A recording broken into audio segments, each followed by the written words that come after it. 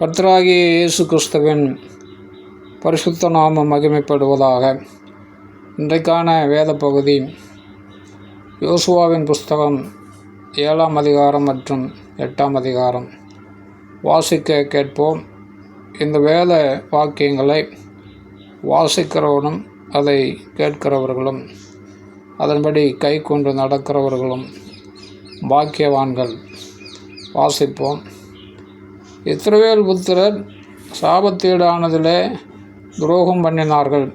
எப்படியெனில், யூதா கோத்திரத்து சேராகுடைய குமாரனாகிய சப்தியின் மகன் கர்மிக்கு பிறந்த ஆகான் என்பவன் சாபத்தீடானதிலே சிலதை எடுத்து கொண்டான். ஆகையால் இஸ்ரவேல் புத்திரர் மேல் கர்த்தருடைய கோபம் உண்டது. யோசுவா எரிகோவிலிருந்து பெத்தேலுக்கு கிழக்கிலுள்ள பெத்தாவேன் சமீபத்தில் இருக்கிற ஆயி பட்டணத்துக்கு போகும்படி ஆட்களை அனுப்பி, நீங்கள் போய் அந்த நாட்டை வேவு பாருங்கள் என்றான். அந்த மனுஷர் போய் ஆயியை வேவு பார்த்து யோசுவாவினிடத்தில் திரும்பி வந்து அவனை நோக்கி, ஜனங்கள் எல்லாரும் போக வேண்டியதில்லை, ஏறக்குறைய 2000-3000 பேர் போய் ஆயியை முறியடிக்கலாம், எல்லா ஜனங்களையும் அங்கே போகும்படி வருத்தப்படுத்த வேண்டியதில்லை, அவர்கள் கொஞ்சம் பேர்தான் என்றார்கள்.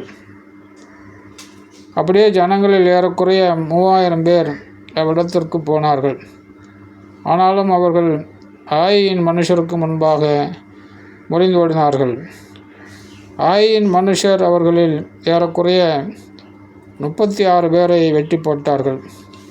பட்டண வாசலின் வெளி துவக்கி செபாரி மட்டும் அவர்களை துரத்தி மலை இறக்கத்திலே அவர்களை வெட்டினார்கள். ஜனங்களின் இருதயம் கரைந்து தண்ணீராய் போயிற்று. அப்பொழுது யோசுவா தன் வஸ்திரங்களை கிழித்து கொண்டு அவனும் இஸ்ரவேலின் மூப்பரும் சாயங்காலம் மட்டும் கர்த்தரின் பெட்டிக்கு முன்பாக தரையிலே முகங்குப்புற விழுந்து தங்கள் தலைகளின் மேல் புழுதியை போட்டுக்கொண்டு கிடந்தார்கள்.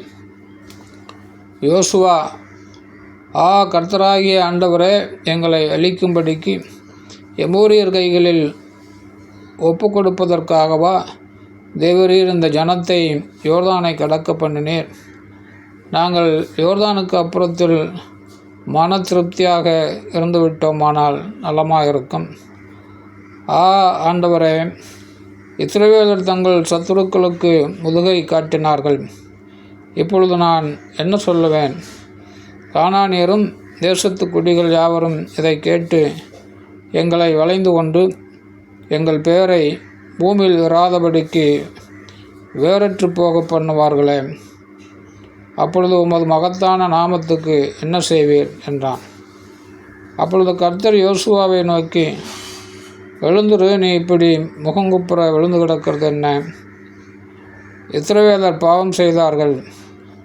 நான் அவர்களுக்கு கட்டளையிட்ட என் உடன்படிக்கையை மீறினார்கள். சாபத்தீடானதில் எடுத்துக்கொண்டதும் களவு செய்ததும் வஞ்சித்ததும் தங்கள் பண்டம்பாடிகளுக்குள்ளே வைத்ததும் உண்டு. ஆதலால் இஸ்ரவேல் புத்திரர் தங்கள் சத்துருக்களுக்கு முன்பாக நிற்கக்கூடாமல் தங்கள் சத்துருக்களுக்கு முதுகை காட்டினார்கள். அவர்கள் சாபத்தீடானார்கள். நீங்கள் சாபத்தீடானதை உங்கள் நடுவிலிருந்து நிக்கிரகம் பண்ணாவிட்டால் இனி உங்களோடு இரேன். எழுந்திரு, நீ ஜனங்களை பரிசுத்தம் பண்ணி சொல்ல வேண்டியது என்னவென்றால், நாளைய தினத்துக்கு உங்களை பரிசுத்தம் பண்ணி கொள்ளுங்கள். இஸ்ரவேலரே, சாபத்தீடானது உங்கள் நடுவே இருக்கிறது.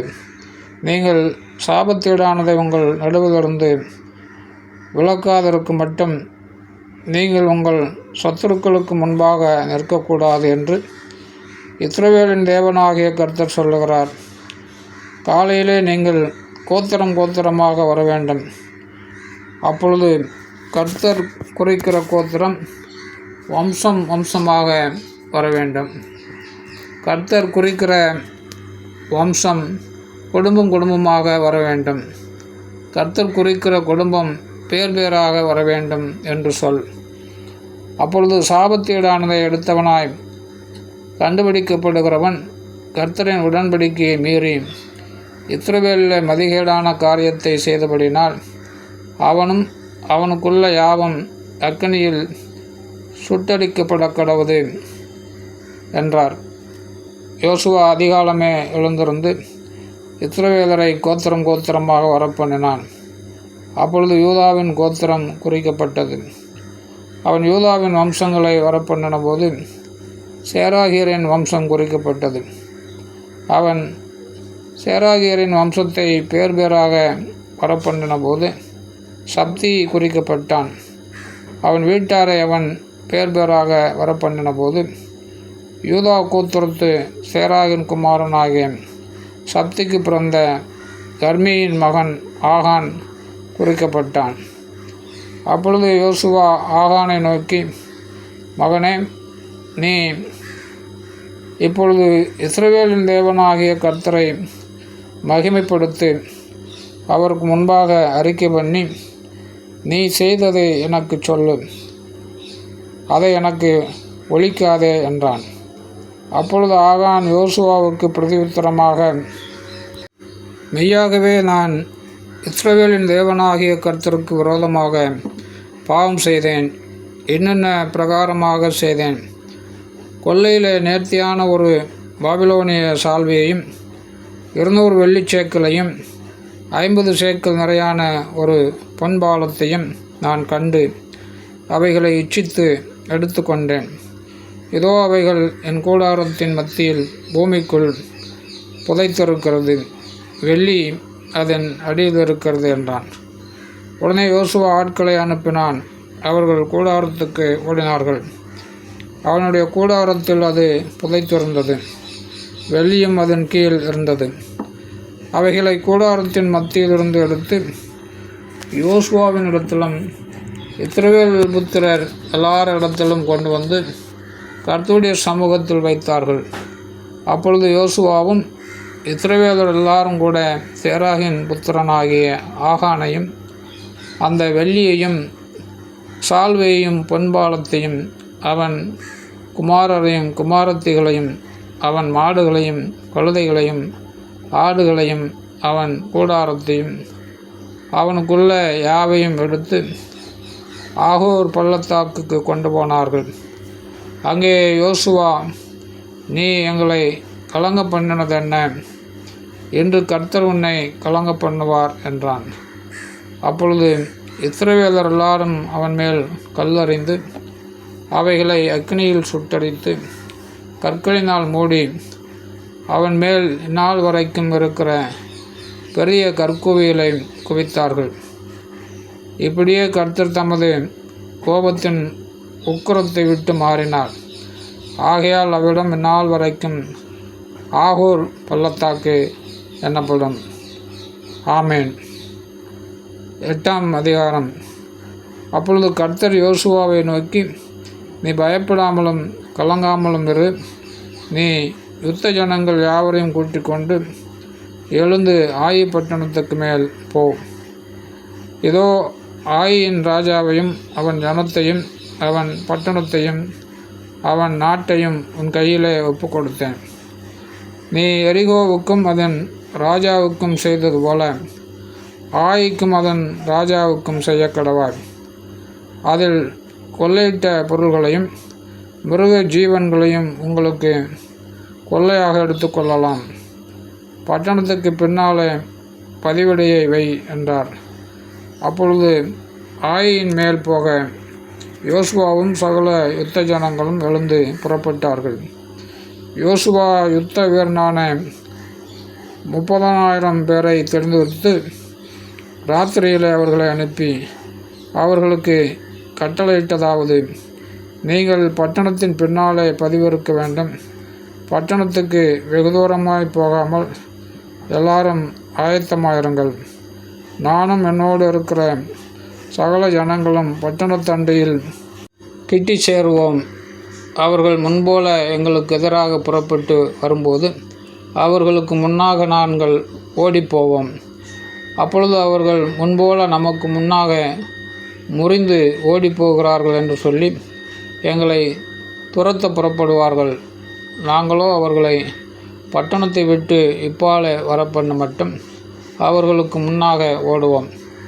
அப்பொழுது நீங்கள் பதிவிருந்து எழும்பி வந்து பட்டணத்தை பிடிக்க வேண்டும். உங்கள் தேவனாகிய கர்த்தர் அதை உங்கள் கைகளில் ஒப்பு கொடுப்பார். நீங்கள் பட்டணத்தை பிடிக்கும்போது அதை தீக்கொளுத்தி போடுங்கள். கர்த்தருடைய சொற்படி செய்யுங்கள். இதோ நான் உங்களுக்கு கட்டளையிட்டிருக்கிறேன் என்று சொல்லி அவர்களை அனுப்பினான். அவர்கள் போய் பெத்தேலுக்கும் ஆயிக்கும் நடுவே ஆயிக்கு மேற்காக பதிவிருந்தார்கள். யோசுவா அன்று ராத்திரி ஜனங்களுக்குள் தங்கினான். அதிகாலமே யோசுவா எழுந்திருந்து ஜனங்களை இலக்கம் பார்த்து இஸ்ரவேலின் மூப்பரோடு கூட ஜனங்களுக்கு முன்னாலே நடந்து ஆயின் மேல் போனான். அவனோடு இருந்த யுத்த ஜனங்கள் எல்லாரும் நடந்து பட்டணத்துக்கு எதிரே வந்து சேர்ந்து ஆயிக்கு வடக்கே பாளையம் இறங்கினார்கள். அவர்களுக்கும் ஆயிக்கும் நடுவே ஒரு பள்ளத்தாக்கு இருந்தது. அவன் ஏறக்குறைய 5000 பேரை பிரித்தெடுத்து அவர்களை பெத்தேலுக்கும் ஆயிக்கும் நடுவே பட்டணத்திற்கு மேலண்டையில் பதிவடையாக வைத்தான். பட்டணத்திற்கு வடக்கே இருந்த சகல சேனையையும் பட்டணத்திற்கு மேற்கே பதிவிருக்கிறவர்களையும் திட்டம் பண்ணின பின்பு யோசுவா அன்று ராத்திரி பள்ளத்தாக்கிலே போயிருந்தான். ஆயின் ராஜா அதை கண்டபோது அவனும் பட்டணத்தின் மனுஷராகிய அவனுடைய சகல ஜனங்களும் தீவிரித்து அதிகாலமே குறித்த வேளையில் இஸ்ரவேலருக்கு எதிரே யுத்தம் பண்ண சமனான வெளிக்கு நேராக புறப்பட்டார்கள். பட்டணத்துக்கு பின்னாலே தனக்கு பதிவிடை வைத்திருக்கிறதை அவன் அறியாதிருந்தான். யோசுவாவும் இஸ்ரவேலர் எல்லாரும் அவர்களுக்கு முன்னாக முறிந்து வனாந்தரத்துக்கு போகிற வழியே ஓடிப்போனார்கள். அப்பொழுது பட்டணத்திற்கு இருந்த ஜனங்கள் எல்லாரும் அவர்களை துரத்தும்படி கூப்பிட்டு கொண்டு யோசுவாவை பின்தொடர்ந்து பட்டணத்தை விட்டு அப்புறப்பட்டார்கள். ஆயிலும் பெத்தேலிலும் இஸ்ரவேலரை பின்தொடராத மனுஷன் இருந்ததில்லை. பட்டணத்தை திறந்து வைத்துவிட்டு இஸ்ரவேலரை துரத்தி கொண்டு போனார்கள். அப்பொழுது கர்த்தர் யோசுவாவை நோக்கி, உன் கையில் இருக்கிற ஈட்டியை ஆயிக்கு நேராக நீட்டு, அதை உன் கையில் ஒப்புக்கொடுப்பேன் என்றார். அப்பொழுது யோசுவா தன் கையில் இருந்த ஈட்டியை பட்டணத்துக்கு நேராக நீட்டினான். அவன் தன் கையை நீட்டினவுடனே பதிவிருந்தவர்கள் தீவிரமாய் தாங்கள் இருந்த இடத்திலிருந்து எழும்பி ஓடி பட்டணத்துக்கு வந்து அதை பிடித்து தீவிரத்தோடு பட்டணத்தை தீக்கொளுத்தினார்கள். ஆயின் மனுஷர் பின்னிட்டு பார்த்தபோது இதோ பட்டணத்தின் புகை ஆகாசத்தில் எழும்புகிறதை கண்டார்கள். அப்பொழுது அங்கும் இங்கும் ஓடி போகிறதற்கு அவர்களுக்கு இடமில்லாமல் போயிற்று. வனாந்தரத்துக்கு ஓடின ஜனங்களை தங்களை தொடர்ந்தவர்கள் முகமாய் திரும்பினார்கள். பதிவிருந்தவர்கள் பட்டணத்தை பிடித்ததையும் பட்டணத்தின் புகை எழும்புகிறதையும் யோசுவாவும் இஸ்ரவேலரும் பார்த்தபோது திரும்பிக் கொண்டு ஆயின் மனுஷரை முறியடித்தார்கள். பட்டணத்தில் இருந்தவர்களும் அவர்களுக்கு எதிர்பட்டதனால் சிலர் இப்புறத்திலும் சிலர் அப்புறத்திலும் இருந்த இஸ்ரவேலின் நடுவே அகப்பட்டு கொண்டார்கள். ஆகையால் அவர்கள் ஒருவரும் தப்பி மீந்திராதபடிக்கு அவர்களை வெட்டி போட்டு ஆயின் ராஜாவை உயிரோடு பிடித்து யோசுவாவின் இடத்தில் கொண்டு வந்தார்கள். இஸ்ரவேலர் வனாந்தர வெளியிலே தங்களை துரத்தின ஆயின் குடிகளை எல்லாம் வெட்டி தீர்ந்த போதும் அவர்கள் அனைவரும் நாசமாக்கப்பட்டும் பட்டயக்கருக்கினால் விழுந்து இறந்தபோதும் இஸ்ரவேலர் எல்லாரும் ஆயிக்கு திரும்பி அதை பட்டயக்கருக்கினால் சங்கரித்தார்கள். அந்நாளிலே ஆணும் பெண்ணுமாக ஆயின் மனுஷர் எல்லாரும் 12000 பேர் விழுந்தார்கள். ஆயின் குடிகளை எல்லாம் சங்கரித்து தீரும் மட்டும் யோசுவா ஈட்டியை நீட்டு கொண்டிருந்த தன் கையை மடக்கவில்லை. கர்த்தர் யோசுவாவுக்கு கட்டளையிட்ட வார்த்தையின்படி மிருக ஜீவனையும் அந்த பட்டணத்தின் கொள்ளையை மாத்திரம் இஸ்ரவேலர் எடுத்துக்கொண்டார்கள். யோசுவா ஆயியை சுட்டடித்து அதை இந்நாள் வரைக்கும் இருக்கிறபடி என்றைக்கும் பாழாய் கிடக்கும் மண்மேடாக்கி ஆயின் ராஜாவை ஒரு மரத்தில் தூக்கி போடுவித்து சாயங்காலத்தில் அதில் தொங்கவிட்டான். சூரியன் அஸ்தமித்த பின்பு யோசுவா அவன் உடலை மரத்தை விட்டு இறக்கச் சொன்னான். அதை பட்டண வாசலில் போட்டு இந்நாள் வரைக்கும் இருக்கிற பெரிய கற்குவியலை அதன் மேல் குவித்தார்கள். அப்பொழுது யோசுவா கர்த்தரின் தாசனாகிய மோசே இஸ்ரவேல் புத்திரருக்கு கட்டளையிட்டபடியையும் மோசேயின் நியாயப்பிரமாண புஸ்தகத்தில் எழுதியிருக்கிறபடியும் ஏபால் பர்வதத்தில் இஸ்ரவேலின் தேவனாகிய கர்த்தருக்கு இருப்பாயுதம்படாத முழு கற்களால் ஒரு பலிபீடத்தை கட்டினான். அதன் மேல் கர்த்தருக்கு சர்வாங்க தகன பலிகளை செலுத்தி சமாதான பலிகளையும் இட்டார்கள். இஸ்ரவேல் புத்திரருக்கு முன்பாக மோசே எழுதியிருந்த நியாயப்பிரமாணத்தை அவன் அங்கே கற்களில் பேர்த்தெழுதினான். இஸ்ரவேல் ஜனங்களை ஆசீர்வதிக்கும்படி கர்த்தரின் தாசனாகிய மோசே முதலில் கட்டளையிட்டிருந்தபடியே இஸ்ரவேலர் எல்லாரும் அவர்களுடைய மூப்பரும் அதிபதிகளும் நியாயாதிபதிகளும் அந்நியர்களும் இஸ்ரவேலில் பிறந்தவர்களும் கர்த்தருடைய உடன்படிக்கை பெட்டியை சுமக்கிற லேவியரான ஆசாரியருக்கு முன்பாக பெட்டிக்கு இருபுறத்திலும் பாதி பேர் கெர்சி மலைக்கு எதிர்ப்புறமாகவும் பாதி பேர் ஏபால் மலைக்கு எதிர்ப்புறமாகவும் நின்றார்கள். அதற்கு பின்பு அவன் நியாயப்பிரமாண புஸ்தகத்தில் எழுதியிருக்கிறபடி நியாயப்பிரமாணத்தில் சொல்லிய ஆசீர்வாதமும் சாபமும் ஆகிய சகல வார்த்தைகளையும் வாசித்தான். மோசே கட்டளையிட்ட எல்லாவற்றிலும் யோசுவா இஸ்ரவேல் முழு சபைக்கும் ஸ்திரீகளுக்கும் பிள்ளைகளுக்கும் அவர்களுக்குள் நடமாடி சஞ்சரித்த அந்நியர்களுக்கு முன்பாக ஒரு வார்த்தையும் விடாமல் வாசித்தான். ஆமென்.